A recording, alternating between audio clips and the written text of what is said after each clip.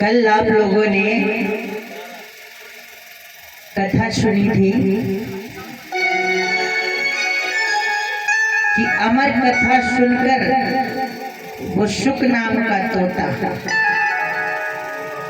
व्यास जी की पत्नी के मुख में घुस गया। मेरे प्रिय भक्तों, आपको ये पता है कि वो तोता कौन था?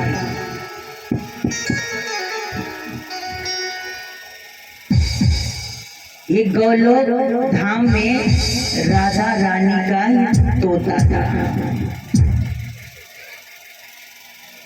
भक्तों, जब राधा रानी हमारे वृंदावन में लीला करने के लिए आई तो तोता बोला कि हमें भी साथ लिए चलो। तब वहां श्री जी ने मना कर दिया, कहा कि मुझे बहुत सारे संकटों का सामना करना पड़ेगा, तू अभी मत जा, जब मैं लीला करके आ जाऊंगी इसके बाद में तू जाना उन लीलाओं का है ना गुणगान करना। ये तो शिव जी ने जो अमर कथा माता को सुनाई थी, ये तो एक माध्यम था, उनका तो एक बहाना था। सच्ची कथा सुनाना था वो उसुक नाम के तोता को ही सुनाना था। कहा गया है भक्तों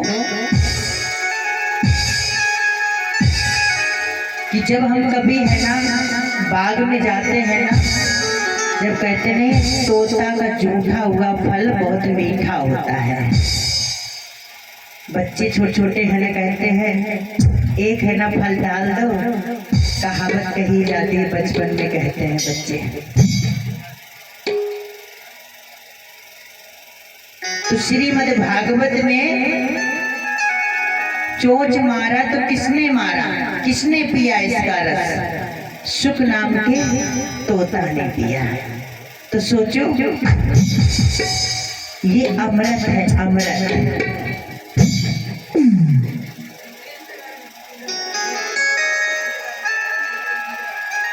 यही चीज तो सती जी बहुत हठीली थी, हट कर लेती थी।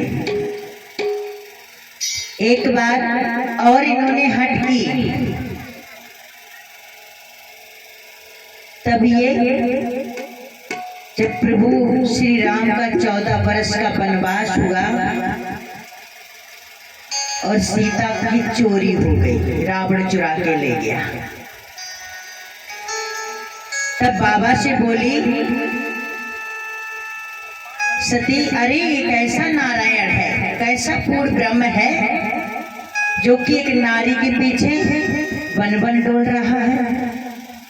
अगर ये अंतर आमी है तो ये देख सकता है कि हमारी सिया कहाँ गई है। स्वामी, हम तो परीक्षा लेंगे कि नहीं सती, तुम्हें नहीं पता है ये उनकी लीला है, ये उनकी लीला चल रही है, आप मत जाइए। नहीं स्वामी, हम नहीं मानेंगे, हम तो परीक्षा लेंगे जाके।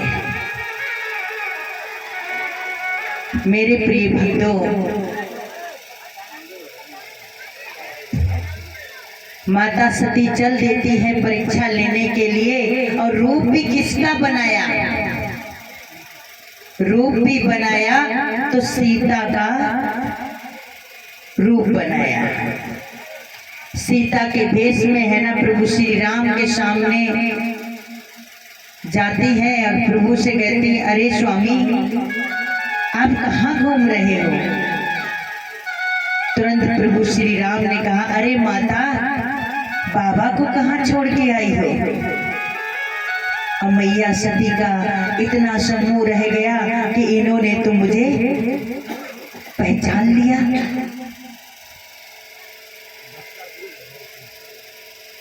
और प्रभु श्री राम ने कहा कि माता कि दुनिया के डेंटिंग पेंटिंग जिसे कहते हैं मेकअप, भेष बदल जाने से इंसान का स्वभाव नहीं बदलता है। हमारी प्रिय सीता का इतना सामर्थ्य नहीं है कि वो मेरे आगे खड़ी हो सके। आगे तो सिर्फ मेरी माँ ही खड़ी हो सकती है, वो तो सदैव मेरे पीछे रहती है। अब सती जी वहां से वापस चली आती हैं, बाबा से कहती है कि अरे कुछ नहीं, मैं तो ऐसे ही घूमने गई थी, हमने परीक्षा नहीं ली। अब भाई बाबा को क्या बताए वो कि हम करके क्या आए हैं। यदि कोई गलती करता है किसी को बताता है? नहीं बताता है। महाराज अगर कोई पुण्य धर्म करता है तो 4 गांव तक पता चल जाएगा कि हमने इतना पुण्य कर लिया। यदि कोई पाप करके आता है तो कहता पड़ोसी की भी आंखें फूट जाए, उसको भी ना पता चले।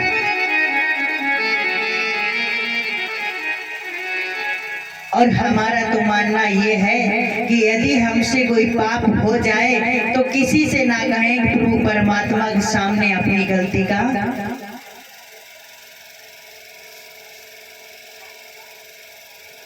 और हम जब भी पुण्य करें, पुण्य हमेशा किया जाता है, गा के नहीं किया जाता है। गा के अगर पुण्य किया तो पुण्य किसी काम का नहीं होता है। यदि किसी को खिलाया और 4 लोगों से कह दिया तो वो खिलाना ही क्या।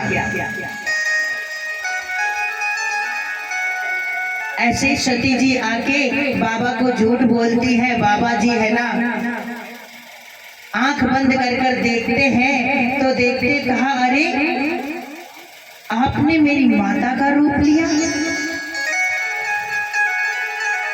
कि आज से है ना तुम मेरे बाएं आंग में बैठने योग्य नहीं, आज से तुम मेरी माता ही हो। सती जी को यहाँ कई साल गुजर जाते हैं और बाबा जी समाधि में लीन हो जाते हैं। इधर सती के पिता यज्ञ करवाते हैं और सती को बुलावा नहीं भेजते हैं। अब सती भी मन में सोचती है कि बाबा भी है ना हमको अपना नहीं रहे हैं, इन्होंने भी मुझे माता मान लिया है, अब ऐसे जीने से क्या फायदा। सती जी का मुख्य कारण था अपने पिताजी के यज्ञ में जाने का, क्योंकि वहां बिना बुलाए जाएंगे, अपमान होगा और मैं अपना अंतिम संस्कार वही कर लूंगी, जान दे दूंगी। सती का मुख्य कारण ये था।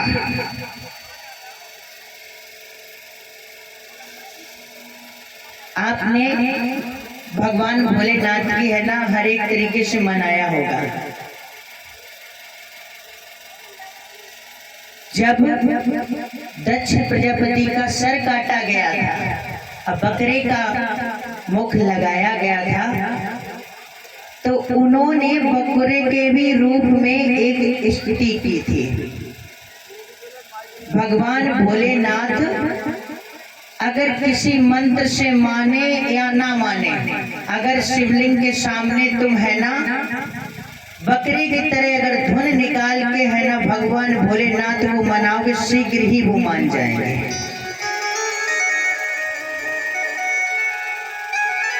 क्योंकि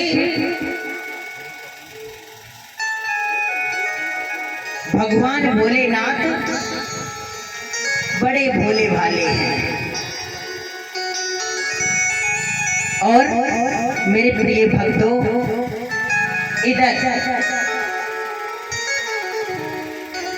व्यास जी की पत्नी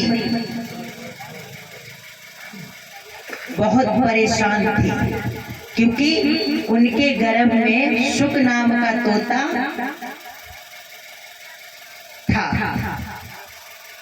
और ना तो वो बढ़ रहा था ना वो घट रहा था।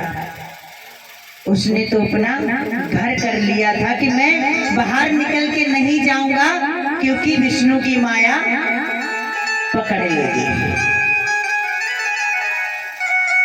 इसलिए वो बाहर आने के लिए तैयार नहीं हुए कि स्वयं नारायण आकर अगर मुझसे कहें कि मेरी माया तुमको नहीं पकड़ेगी तब तो मैं बाहर आऊंगा, नहीं तो मैं बाहर नहीं आऊंगा। मेरे प्रिय भक्तों, इधर चतुर्भुज रूप में विष्णु भगवान आते हैं और उस शुक नाम के तोता से कहते हैं, शुकदेव से कहते हैं कि आ जाओ बाहर, आपको मेरी माया नहीं सताएगी। तो उन्होंने कहा कि प्रभु हम ऐसे नहीं मान रहे, क्योंकि आपकी माया ने आपको भी नहीं छोड़ा तो मुझे क्या छोड़ेगी। हमें इस चीज का वचन दो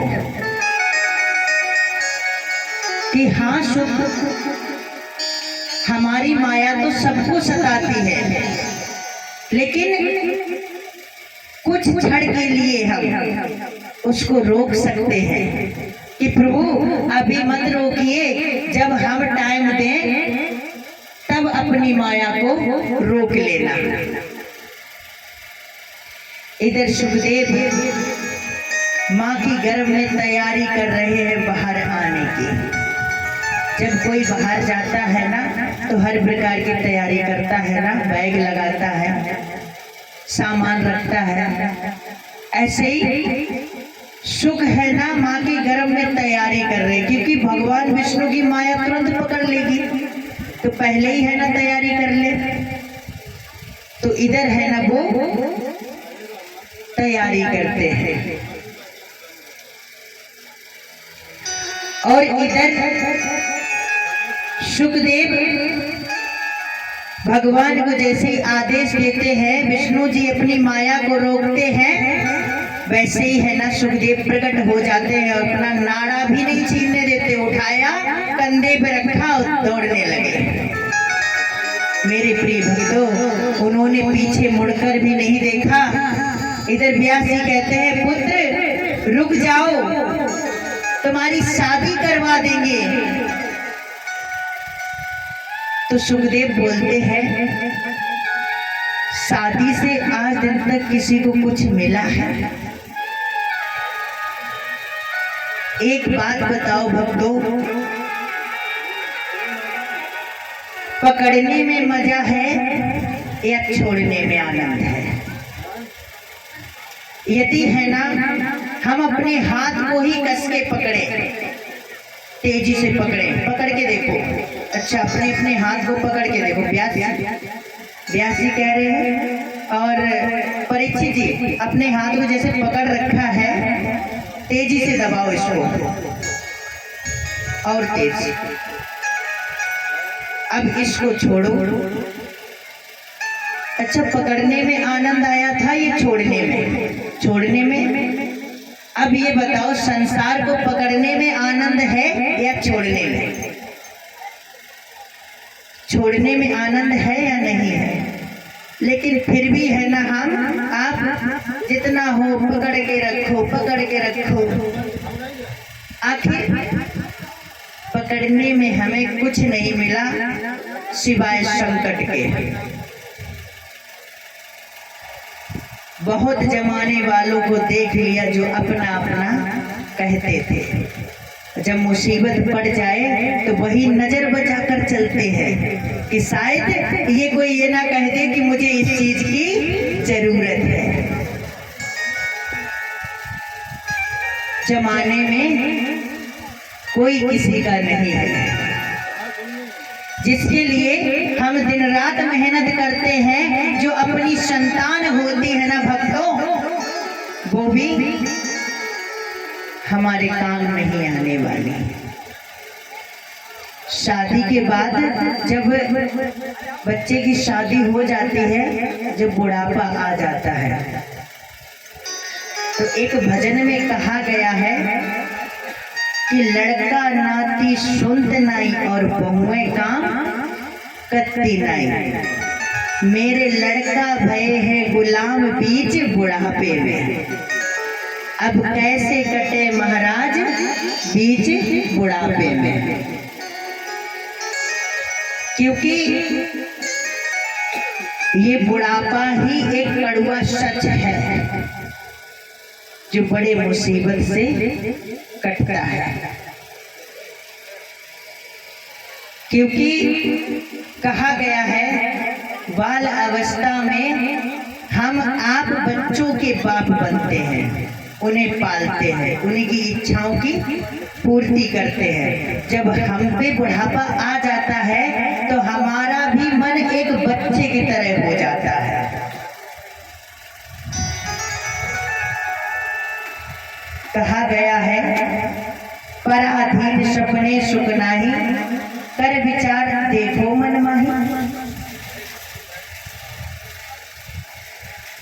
जो है ना दूसरे के आश्रय रहता है उसको कभी सुख नहीं मिलता है, जो अपने हाथ पैर नहीं चलाता है।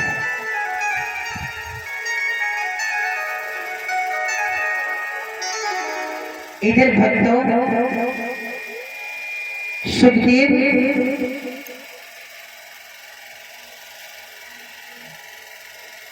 जब दौड़ देते हैं, घर से भागने लगते हैं, माता पिता दोनों लोग चिल्लाते हैं सुखदेव बेटा रुक जा बेटा, एक बार अपना मुखड़ा तो दिखा दे। कि नहीं नहीं, हमें विष्णु की माया पकड़ लेगी।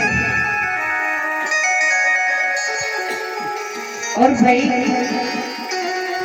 इस धरातल में आके किसको विष्णु की माया ने नहीं पकड़ा है, सबको पकड़ा है। एक सुखदेव ऐसे बाल योगी हुए जो उन्होंने पैदा होते ही अपने घर को त्याग दिया, घर का मुख नहीं देखा उन्होंने।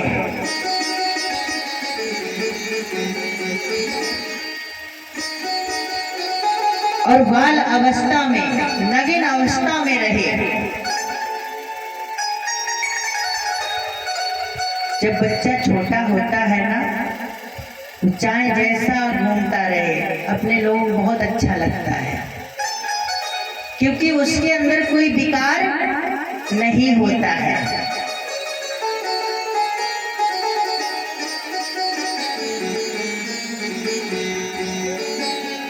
मेरे प्रिय भक्तों, संसार में आने के बाद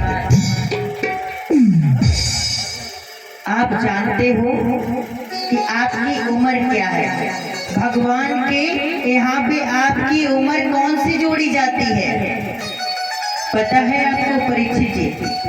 पता है आपको कौन सी उम्र भगवान के वहाँ पे लिखित प्रमाण में रखी जाती है? जो हम आप यहाँ पे जी चुके हैं, जितनी उम्र हमारी निकल चुकी है, ये वहाँ नहीं जोड़ी जाती है। जिस टाइम से हम है ना भक्ति स्टार्ट कर देते हैं, भगवान के प्रति प्रेम कर देते हैं और समर्पण हो जाते हैं, वही उम्र हमारी वहाँ लिखी जाती है। अन्यथा इस संसार में हर एक व्यक्ति चलते फिरते मुर्दा की तरह जी रहे हैं। कोई इंसान की तरह जी रहा है क्या?